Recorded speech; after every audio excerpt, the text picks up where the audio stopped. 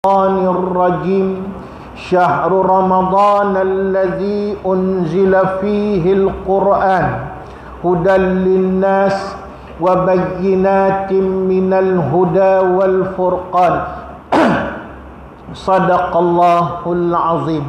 Terima kasih kepada saudara pengacara majlis yang dihormati Tuan Imam serta pegawai masjid, yang dihormati tuan-tuan ulama dan juga pimpinan-pimpinan masyarakat, seterusnya muslimin dan muslimat yang dirahmati oleh Allah Subhanahu wa taala sekalian.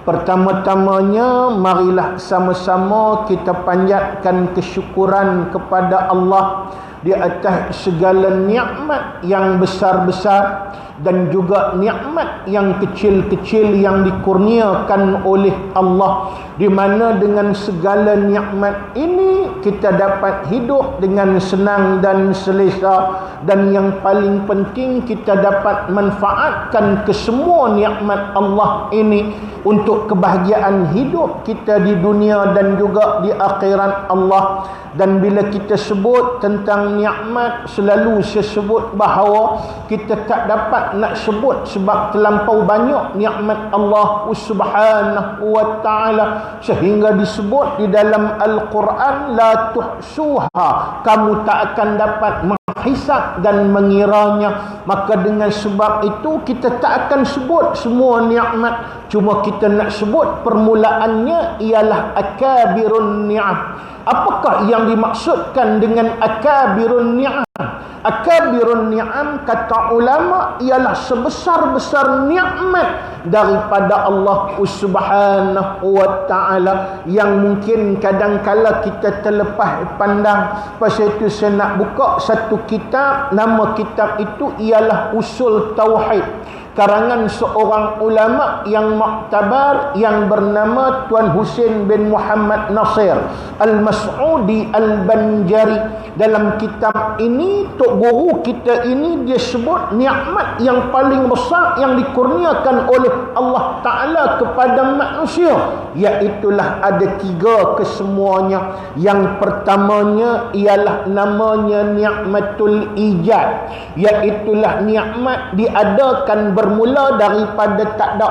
Kita bermula dengan Adam. Adam ni tak ada, kemudian kita diadakan oleh Allah Subhanahu wa taala. Itu satu nikmat yang terbesar daripada Allah. Yang keduanya iaitulah nikmatul amdad, nikmat diberi kehidupan oleh Allah Subhanahu wa taala. Sampai hari ini dipanjangkan usia kita oleh Allah. Ada di kalangan kita yang umur 20, ada di kalangan kita umur 40, 50, 60, 70, begitulah seterusnya, di mana ada saudara kita, adik-beradik kita pada umur yang sama sudah dicabut nyawa oleh Allah Subhanahu wa taala, tapi kita masih lagi diberi peluang untuk bernyawa di atas muka bumi.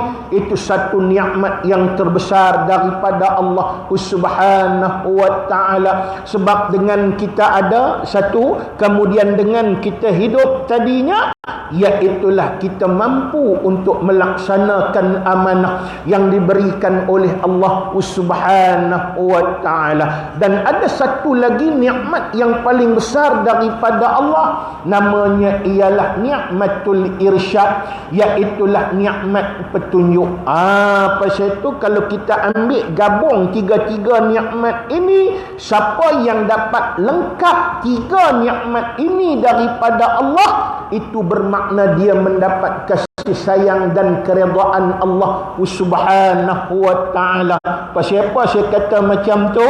Kerana dua nikmat. Yang pertama yang kita sebut tadi ialah satu nikmat yang inklusif, dia panggil nikmat yang semua pakat dapat, tak kira makhluk mana pun dapat, manusia mana pun dapat. Iaitulah kalau makhluk jin dan syaitan pun dapat nikmat dua yang pertama tadi, nikmat ijad dan nikmat amdad. Kalau manusia pula, hak beriman pun dapat, hak kafir pun dapat, hak yang menegakkan Islam pun dapat, hak menentang menentang Islam pun dapat. Iaitulah nikmat yang pertama dan nikmat yang kedua. Pasal itu kalau kita dapat hak nombor 1 dan nombor 2 tadi, ini belum melayakkan kita untuk mendapat kasih sayang Allah sepenuhnya. Kerana dua-dua tadi Tuhan bagi kat siapa pun tuan-tuan. Tapi iaitulah nikmat yang ketiga, iaitulah nikmatul irsyad yang kita sebut tadi, ialah satu nikmat yang eksklusif. Tuhan tak bagi semua. Tuhan bagi hanya kepada orang yang Tuhan sayang. Jadi apa dia yang dimaksudkan dengan nikmatul irsyad? Irsyad diambil daripada kalimah rasyada. Rasyada maknanya ialah petunjuk. Jadi nikmat irsyad ialah nikmat petunjuk. Jadi masuk di dalam nikmatul irsyad tadi ialah nikmat iman.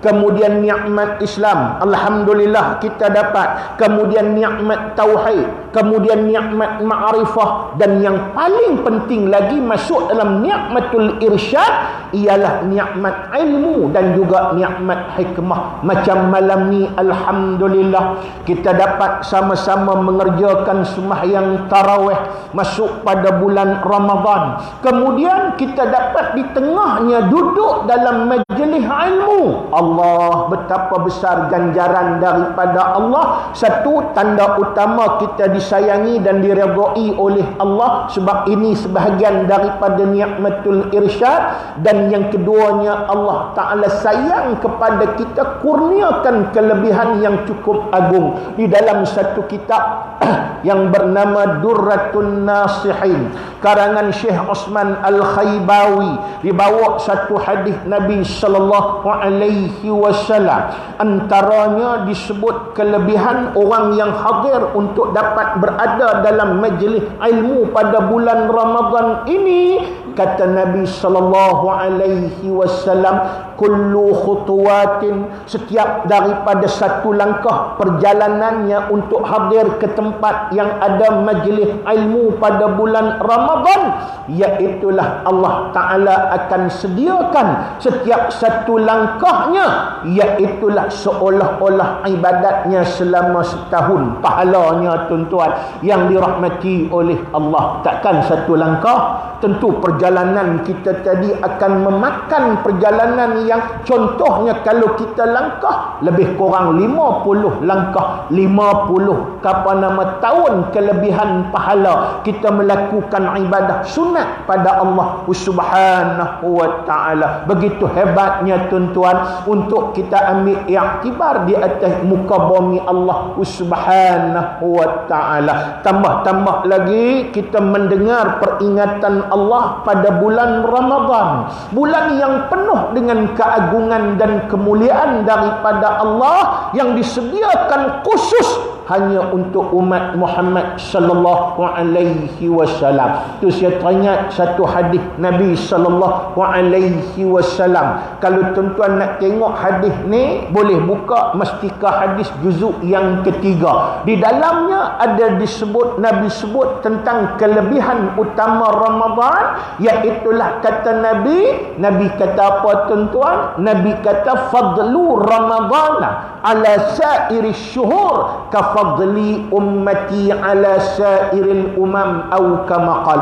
Iaitulah kata Nabi, lebihnya Ramadan berbanding bulan-bulan lain. Kalau kita ambil bulan lain ni, kita compare dengan bulan Ramadan, tentu lebihnya Ramadan. Dan Nabi nak habaq, kata hebat tak hebat lagi Ramadan ini, Nabi buat tasyabuh, Nabi buat tamassul, perumpamaannya sama seperti lebihnya umat Muhammad sallallahu alaihi wasallam mengatasi mana-mana umat yang lain di atas muka bumi Allah. Hang habaqlah umat Nabi Adam ke, umat Nabi Musa ke, umat Nabi Ibrahim ke, umat Nabi iaitulah umat Nabi Isa ke, mereka tidak dapat menandingi kita sebagai umat Muhammad sallallahu alaihi wasallam. Walaupun mungkin ada orang sebut kat saya, dia kata macam mana ustaz, Tuhan sebut dalam Al-Quran contoh antara umat yang paling dimuliakan, diberi kelebihan yang banyak oleh Allah ialah Bani Israel. Bila kita sebut Bani Israel, ialah generasi manusia yang bermula daripada Nabi Allah Yaqub alaihi salam dan kemudian berakhir di zaman Nabi Allah Isa alaihi salam. Sebab Bani Israel tu sendiri maknanya ialah anak cucu Nabi Allah Yaqub alaihi salam. Sebab Israel ialah gelaran kepada Nabi Allah Yaqub. Ni ada orang tanya di satu tempat, kenapa iaitulah Nabi Yaqub digelar Israel? Jawapannya mudah, kerana Israel maknanya orang yang suka berjalan malam. Nah, jadi sifat utama Nabi Yaqub ni, dia suka berjalan malam. Ada seorang disebut kat saya, dia kata, alhamdulillah, mujurlah saya ni ada juga persamaan dengan Nabi Yaqub. Walaupun hak lain tak sama, mungkin semayang tak sama, ibadah tak sama. Saya kata, sama tang mana? Dia kata, tadi ustaz kata Nabi Yaqub suka berjalan malam, saya pun suka berjalan malam juga. Sama lah. Yang tu pun tak sama. Pasal Nabi Yaqub jalan malam lagu mana? Dia keluar malam, dia berjalan, dia lihat keagungan ciptaan Allah Subhanahu wa ta'ala. Kemudian dia sujud pada Allah Subhanahu wa ta'ala. Kita berjalan malam, pusing kedai tom yam, kedai mamak, tuan-tuan muslimin, muslimat rahimahullah. Mana boleh sama? Sebab itu digelar kepada Nabi Yaqub alaihi salam, iaitulah Bani Israel. Jadi Tuhan sebut dalam Al-Quran surah Baqarah, ya Bani Israel, wahai Bani Israel, uzkuru ni'mati allati an'amtu alaikum. Ingat balik, kenang balik nikmat yang aku beri kepada kamu terlampau banyak. Wa faddalna, dan kami lebihkan kamu alal alamin, dari seluruh alam. Tu dia Tuhan sebut Bani Israel ialah manusia yang paling dimuliakan oleh Allah. Memang ada ayat tu, tapi sesungguhnya Bani Israel ini menjadi manusia yang kufur pada Allah, ingkar nikmat Allah. Akhirnya iaitulah golongan ini disebut iaitulah mal'unun abadan, dilaknat sampai bila-bila oleh Allah Subhanahu wa ta'ala. Jadi umat Muhammad sebenarnya umat yang hebat, tuan-tuan.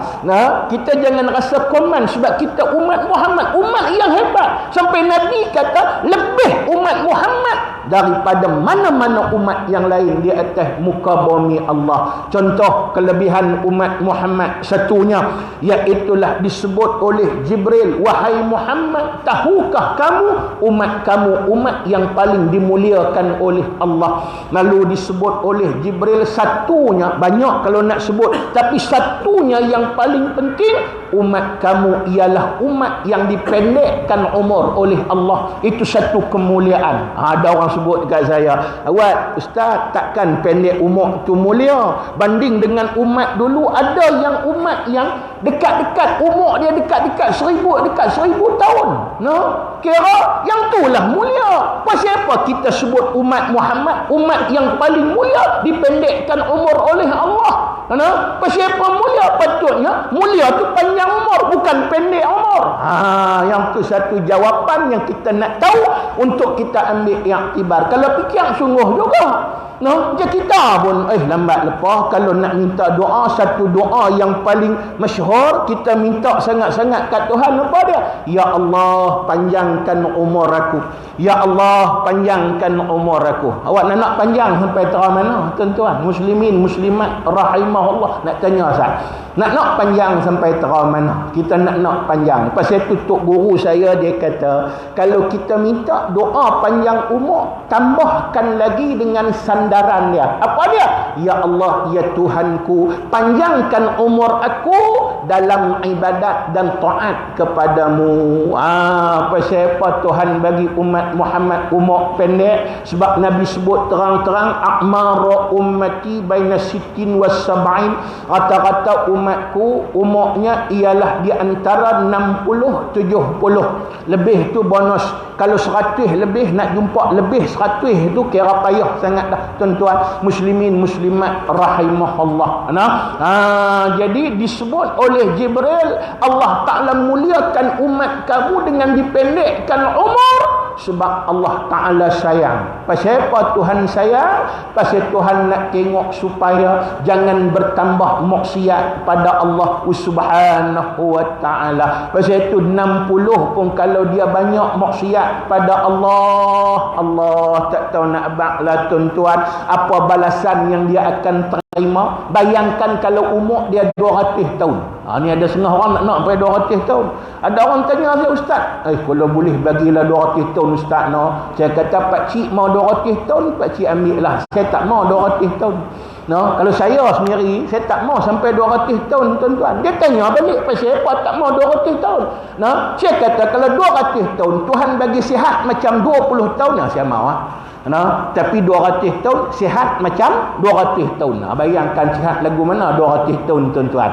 Lah 60 tahun pun sakit macam-macam dah, dengan gout ada, kencing manis, darah tinggi, lepas tu lemah jantung, 3 serangkai duk ada dah. Kalau 200 tahun sakit lagu mana tuan-tuan? Muslimin muslimat yang dirahmati oleh Allah Ta'ala sekalian. Sebab itu tak penting panjang umur. Yang pentingnya ialah umur yang berkualiti. Panjang pendek pun tak apa. Kalau umur 30 tahun pun ada kualiti dia. Kalau umur 50 tahun pun ada kualiti dia. Kalau umur 60 tahun pun ada kualiti dia.